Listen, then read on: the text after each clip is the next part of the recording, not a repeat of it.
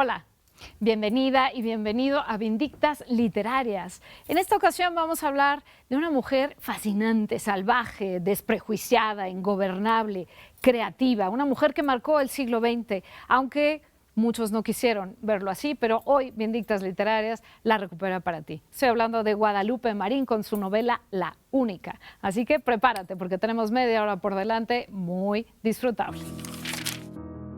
Había pocos ejemplares a la venta, incomparables y algunos en bibliotecas lejanas. Finalmente di con la copia conservada en la Biblioteca Nacional. La portada era intrigante. La cabeza de Jorge Cuesta sobre una bandeja sostenida por una mujer bicéfala. Imposible no pensar en Judith. Imposible no pensar en la novela desde la autorreferencialidad. El dibujo fue trazado por Diego Rivera. En este caso, la novela tiene su encanto en lo cotidiano, en las pláticas y razonamientos sobre lo que observa y siente la protagonista, Marcela, quien defiende constantemente su libertad. Resulta bastante complejo establecer la relación entre características y valores literarios. Es necesario hacer hincapié en esto, porque la obra que se presenta en esta edición ha sido continuamente descalificada por mala, sin derecho de réplica. Se ha dicho de ella muy poco, y todo, o casi todo, consiste en que el texto no es bueno, que Guadalupe Marín no era escritora, que su libro lo pagó ella misma y que eso no vale como literatura. Punto. Ahora estoy aquí en el set con la autora de justo lo que acabamos de escuchar, Ana Clara Muro, quien hizo la introducción de este libro de Guadalupe Marín, La Única. Ana Clara, qué gusto tenerte aquí en Vindictas Literarias para hablar además de este personajazo que es Lupe Marín. Muchas gracias por la invitación. Muy bienvenida a este foro de TV UNAM. Y si me permites, te presento súper breve para que entremos ya directamente al personaje, ¿sí? Sí, muy bien. Ana Clara nació en Michoacán. Ella es poeta, estudió letras hispánicas y la maestría en estudios históricos en la Universidad de Querétaro. Dirige el proyecto audiovisual, escuchan el nombre que es espléndido, Vulva Atómicas. Y además es editora en Editorial Palíndroma. Ana Clara, ¿qué quieres comentar primero sobre la vida de Guadalupe Marín Preciado? ¿Por dónde quieres que entremos a su vida? Pues, como dijiste, es un personaje súper interesante. Es esta mujer, no sé, como gigante, que tiene un carácter dominante, o bueno, que tuvo un carácter dominante y que llegaba a los lugares y todos la notaban y era sumamente incómoda para muchas personas. Y bueno, ahí tenemos un personaje olvidado, de alguna manera. Y sobre todo en esta faceta creativa, ¿no? Como que es bien interesante que escribió 2 novelas y no está en la historia de la literatura, o no estaba en la historia de la literatura. Ese verbo es importante, porque ya está, gracias a Vindictas, que nos la trae. Sí, creo que podríamos empezar hablando de justo esta necesidad creativa, porque digo, no solo escribía, ¿no? Siento que era como una creadora desde muchas perspectivas, cosía, ¿no? Hacía como estos vestidos increíbles. Y aparece eso en la novela, ¿no? Cuando va a un viaje a París, que todo el mundo está fascinado con sus vestidos que ella un poco confeccionaba, arreglaba y demás. Sí, diseñaba, ¿no? O sea, como que tenía una mente sumamente creativa e ingeniosa. También cocinó mucho, ¿no? Era muy famosa por cocinar. Y creo que es muy interesante porque es un personaje muy auténtico, ¿no? Como que nada, más bien nadie le podía decir qué tenía que hacer o qué tenía que pensar. Ella se tomaba su tiempo y decía como, a ver, yo voy a decir esto, yo voy a pensar esto.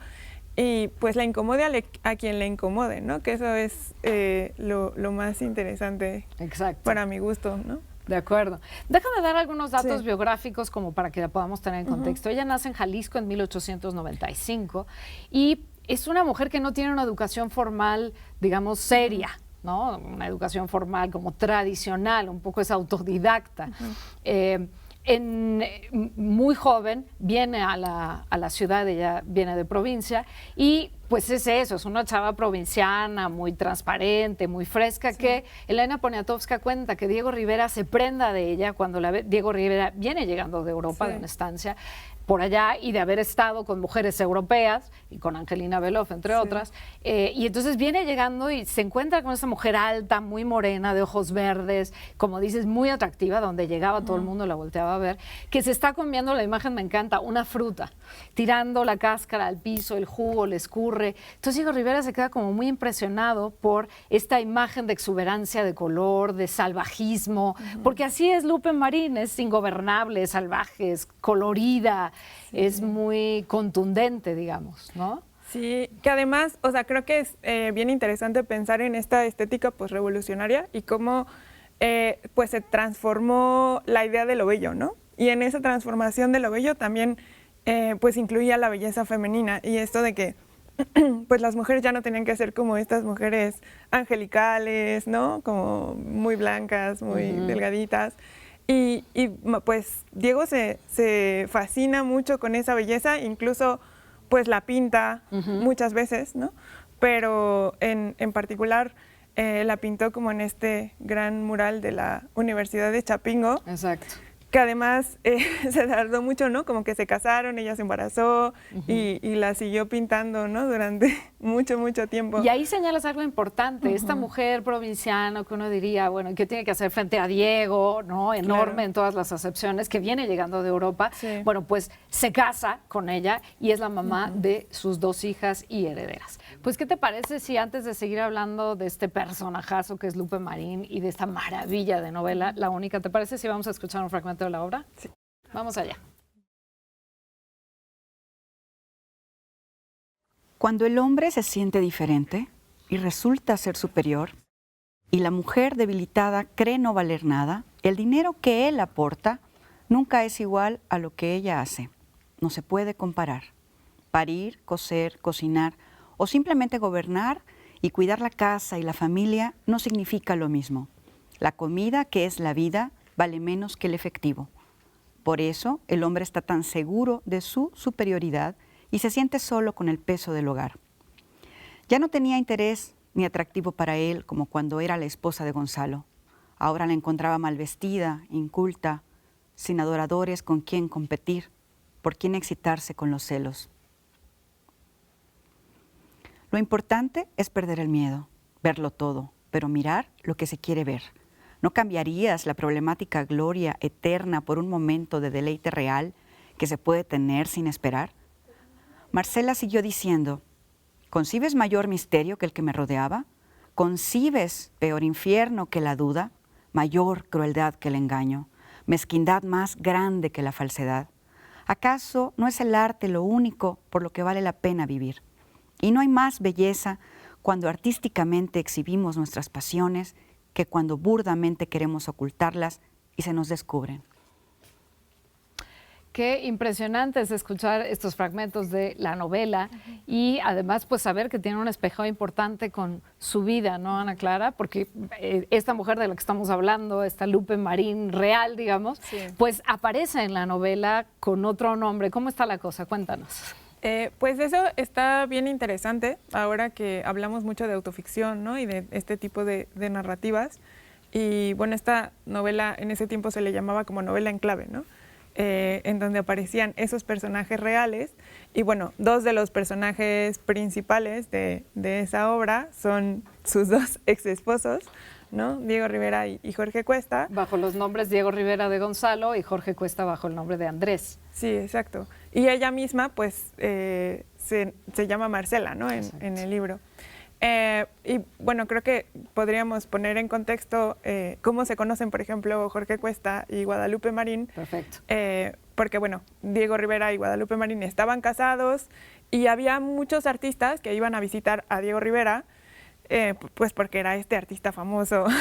Y Javier Villaurrutia y Salvador Novo, cuando eran muy jóvenes y eran amigos, iban a visitar a Rivera, pero fue muy interesante que como que pues luego no encontraban a Rivera y se ponían a platicar con Marín y se quedaban fascinados con esa figura. Entonces, y luego ya solo iban a verla a ella, ya exacto. Rivera quién sabe dónde está. Sí, o sea, como que les fascinaba platicar con ella. Y pues un día llevaron a Jorge Cuesta y Jorge Cuesta quedó también fascinado con Marín y pues se enamoró y le mandaba cartas.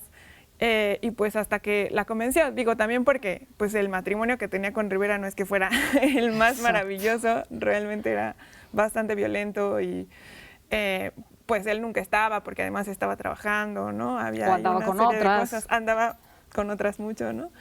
Y entonces finalmente aceptó casarse con Jorge Cuesta y aceptó irse con él a una hacienda en Veracruz, donde él era químico, bueno, estudió química, y estaba como desarrollando este invento para conservar las naranjas y exportarlas a Europa, que creo que nunca lo logró porque era muy caro.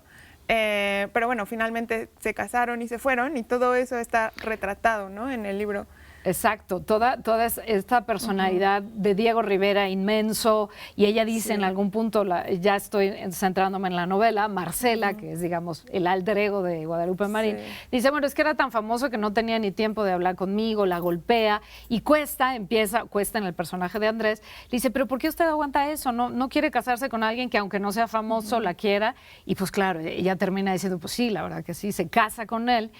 Estoy ya centrándome ahora sí solo en la novela, y Andrés, es que se me sale el Jorge Cuesta, Andrés sin dinero, se van a vivir lejos, pero muy pronto se encuentra Lupe Marín con que Cuesta o que Andrés pues no es realmente lo que había prometido, la acusa de ser infiel cuando pues aparentemente no tenía ningún sustento real, y se va creando este juego de espejos entre la realidad y la ficción que hacen también que sea tan interesante La Única, ¿no?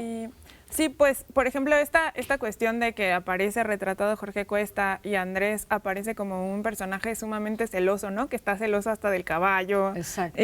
No sé, como una cosa absurda. Tuvo mucha repercusión en cómo se recibió la novela, porque se sintió como una ofensa a la memoria de Cuesta, ¿no? Que, digo, ahí pues tenemos que negociar entre la ficción y la realidad, me parece. Sí. Porque es o sea, realmente pues la novela es muy interesante y esos personajes que son como sumamente melodramáticos, ¿no? Y que tienen estas peleas intensísimas, pues son muy interesantes, ¿no? Como, por ejemplo, esto de que tanto Jorge Cuesta, bueno, más bien tanto Andrés como Marcela se enferman, ¿no? Primero él se enferma mucho y entonces ella tiene que estar con él, y luego ella se enferma y él se vuelve loco y no la quiere cuidar. Y le dice que ella está loca, entonces la encierra en un hospital psiquiátrico un tiempo. Es fuerte, la novela es muy fuerte. Estás viendo la versión de Lupe Marín, además autopublicada, La Única la autopublicó en 1938, y es su versión sobre los matrimonios con Rivera y Cuesta. Pero no es solamente eso lo que hace valiosa a La Única. ¿Qué elementos literarios te llaman la atención de esta novela? Es que, sí, o sea, como que justo creo que lo interesante de la novela no es cómo retrata a Jorge Cuesta o no es cómo retrata a Rivera, ¿no? Que es interesante, pero no es el centro. Exacto. Porque el centro es ella como un personaje y es, o sea, el retrato de una mujer independiente, una mujer que siempre se quiere salir de todo lo que la quieren obligar, ¿no? La encasillan todo el tiempo, la critican por ser divorciada y ella siempre dice no, ¿no? O sea, como yo me rebelo ante esto. Y tiene, bueno, la novela está dividida en dos partes y en la primera parte es toda esta parte del matrimonio de Jorge Cuesta y la segunda parte es la exploración de sí misma, ¿no? En un viaje increíble, sí. Eso es fascinante. Ahorita vamos a regresar a hablar de eso, un viaje que hace a Europa, pero que más bien lo hace por sus interioridades, porque se va, bien lo dices, esto es una exploración de sí mismo. Sí. Vamos a una pausa y regresamos a seguir platicando. No nos despedimos, por supuesto que no, tenemos todavía un buen rato para hablar de Lupe Marín y La Única. Te esperamos aquí, no nos tardamos nada.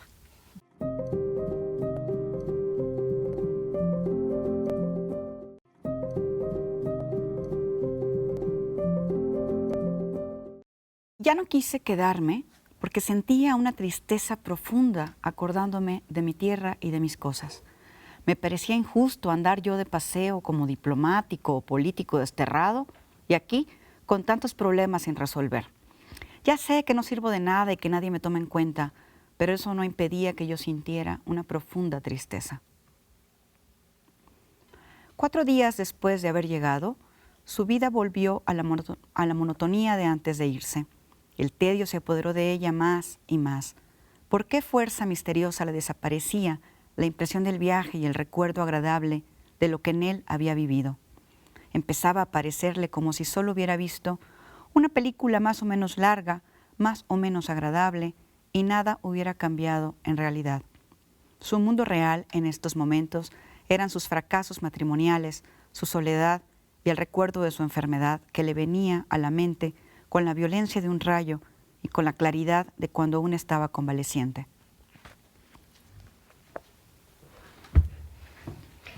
Véngase usted para acá, querida Brenda Ríos. Muy bienvenida al set de Vindictas Literarias. ¿Cómo estás? Ay, pues feliz de estar aquí, de compartir, hablar de este libro fantástico y bueno, compartir la emoción, ¿no?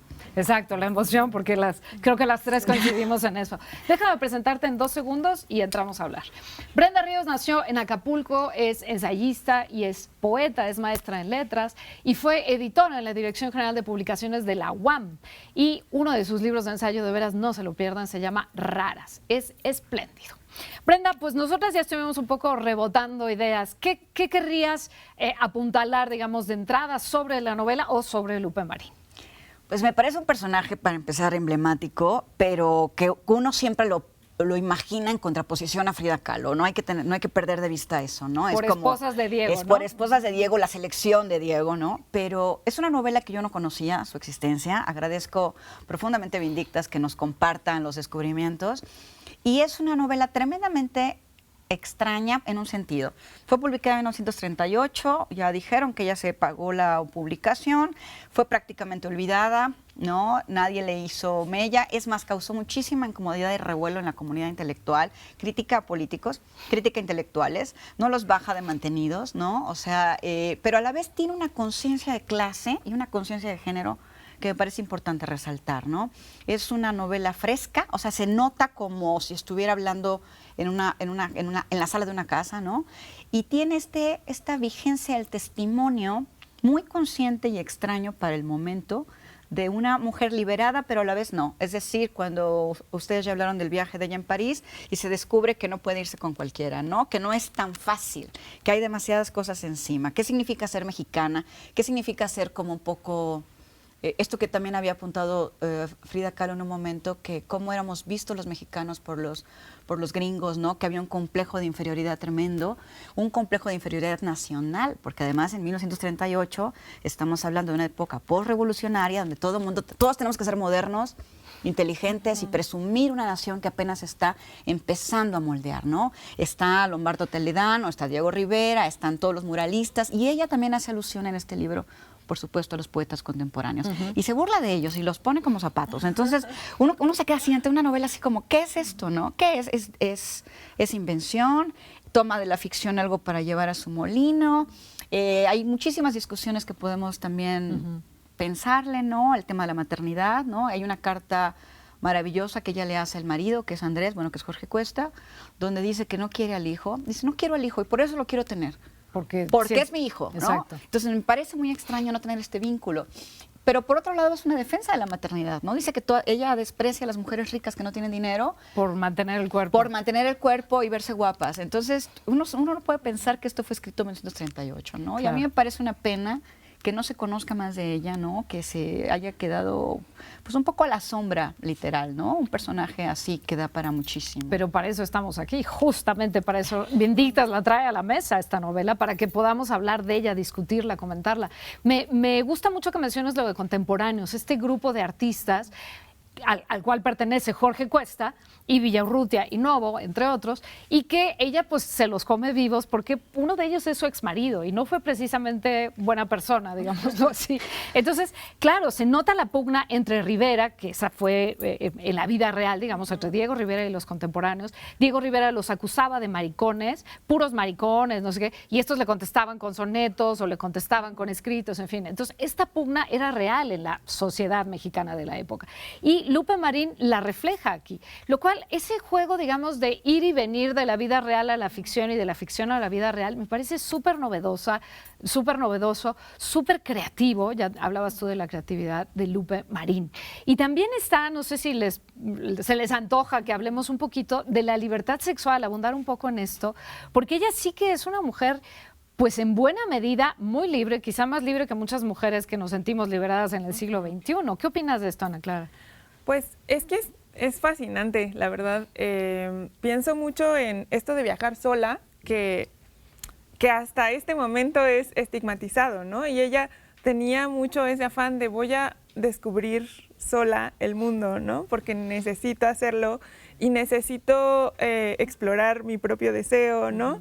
Y o sea, no sé, como que a pesar de que hay muchas personas que la juzgan, ¿no? Muchas personas que reprueban todo lo que ella hace, le interesa mucho explorar y además le interesa mucho hablar de eso, ¿no? Hacer como una reflexión posterior y decir como, bueno, a ver, yo no tengo la verdad absoluta, pero a ver qué pasa con los hombres que sí pueden desear y por qué las mujeres no podemos y no sé, y si a mí me gusta él, ¿por qué tendría que estar casada con él para tener una relación?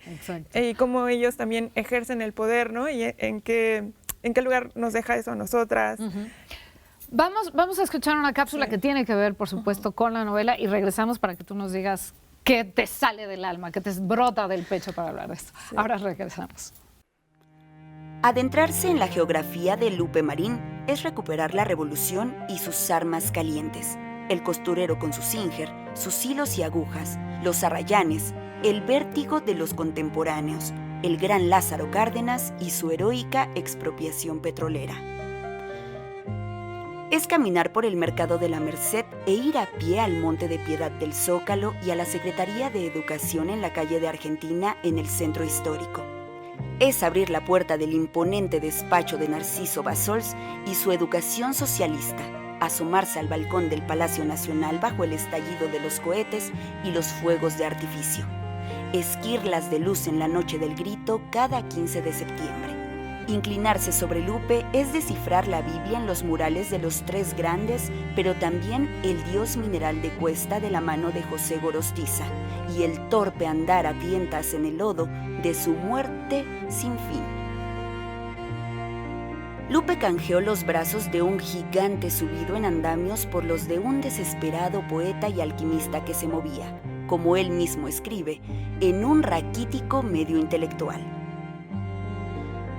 Lupe Marín siempre fue una tierra vasta y fértil, a veces árida, otras tormentosa y despiadada, pero jamás plana. Conocerla es descubrir un aspecto recóndito de ese terrible rompecabezas que es México. Estamos engolosinadas hablando de Lupe Marín. Brenda Ríos, este personaje de Marcela dice en algún punto, le dice a Andrés, alias Jorge Cuesta, oye, pues si tú comparado con los Borgia en el saldo amoroso eran unos inocentes, porque primero tuviste una relación incestuosa con tu hermana, cosa que es de la vida real. Luego con un amigo, luego conmigo te casaste y tuviste una relación con mi hermana. ¿Qué onda con esto? Y luego remata y le dice, y me voy a atrever a decir que también tuviste una con la persona que te vio nacer, ¿no? Y ahí insinúa la relación con la madre. Sí. A mí lo que me parece fascinante es que se atreve, además, ya que se divorcian, tienen una relación de una noche y nunca hace estos comentarios excesivos sobre describir la relación erótica y sin embargo ahí está todo, ¿no? Se burla de él. Se burla de él, lo ridiculiza, y yo dije, mira nada más qué valor, ¿no? Decir, o sea, tanto te quería para esto, ¿no? Eras todo, siempre, todo pobre el tiempo, pistolita. O sea, todo el tiempo fuiste esto. La del ¿Y yo qué hago aquí? Me pude haber quedado con estos chicos guapos en París, y ya qué hago aquí, ¿no? Pero mira, ella también tiene esta conciencia, no solo del cuerpo, obviamente, sino de no sé, es tan valiente que es capaz de burlarse de sí misma. O sea, si ya pasa la guillotina por toda la clase intelectual, o sea, empieza por ella para decir, yo no sé ni siquiera pronunciar la palabra surrealista y digo subrealista, ¿no? Ay, qué tonta soy. Ay, entonces todo el tiempo está haciendo este juego como de, yo soy la tonta, pero sé que la que se atreve a criticar a los inteligentes, ¿no? Entonces a mí eso me parece también muy, muy astuto, porque no es solo la inteligencia o el humor, que también es raro encontrar en ciertas novelas, mexicanas escritas por mujeres, sino esta conciencia de sí y decir, yo soy tan tonta que soy capaz de burlarme de ustedes que se creen los listos, ¿no? Entonces ahí es donde viene el doble cuchillo, ¿no? Y en ese sentido es absolutamente deliciosa. Y que sin embargo, ese fue uno de los puntos que se criticó mucho de la novela en su momento. Esto no es literatura. Ella se autopublicó y además no sabe decir surrealista, sino sub, con B, realista. ¿Qué valoración puedes hacer hoy a la distancia, Ana Clara, de este punto en específico? Es que justo eso es muy valioso porque desarma toda esta figura del intelectual que lo sabe todo, ¿no? Que conoce todas las lenguas, que no tiene inseguridades y los pone como personas, ¿no? Personas con miedos, personas con un montón de defectos morales, que también ella dice, bueno, y si ellos son así tan malas personas como yo, ¿por qué sería como ellos? No, como que si no hay un espacio para la equivocación, que creo que ella lucha mucho por ese espacio para la equivocación, pues yo no quiero, ¿no? Para mí no hay manera, yo prefiero equivocarme y cambiar de opinión a ser como ellos porque así no se puede. Y se entiende perfectamente, no es que esté bien, no es que uno lo justifique, pero se entiende que en 1938 nadie quisiera hablar bien de la novela. Tablada la critica, otros simplemente la entierran en el silencio, porque ¿cómo se va a atrever con estas figuras descomunales? ¿No? Una mujer morena, etc., ¿no? Exacto, autora solamente de 2 novelas, esta y Un día patrio, que también autopublica ella. Entonces, ¿cómo, ahora sí que con qué pantalones viene a decirnos nuestras verdades? ¿Quién es ella? Entonces, claro, entre crítica y silencio, la novela pasa pues casi desapercibida. Qué fortuna que hoy podamos tenerla en nuestras manos. Y si bien a lo mejor uno puede hacerle críticas como a cualquier obra, quizá en algún momento el ritmo es un poquito irregular, el final me pareció quizá abrupto, yo hubiera esperado como un redondeo, como un cierre y de pronto casi ¡zas!, corta. Sí. Pero me parece valiosísimo que hoy podamos estar hablando 3 escritoras de esta novela espléndida y de este personaje que la concibió y que hace, como ya decíamos, un juego de espejos. ¿Con qué reflexión te vas, Brenda? Bueno, a mí me queda muchísima la reflexión, ¿no? Sí hay detalles que podría haber cuidado, como en los diálogos, ¿no? Que uno también se pone, bueno, ¿no? Que se queda un poco teatral quizá, ¿no? Pero yo me quedo con una lección de vida absolutamente, ¿no? Es una mujer que enseña a arrojarse, ¿no? En cualquier momento y en cualquier periodo, arrojarse y no tener miedo, ¿no? O sea, una de las últimas etapas del libro es cuando se pelea con su mejor amiga, que es la inteligente, ¿no? La que Lola. Siempre le decía, era su guía, y se atreve a pelearse con ella. Entonces, me gusta mucho eso, ¿no? Atrever a romper aquello que nos está también limitando. Y tú, muy brevemente, Ana Clara, ¿con qué te quedas?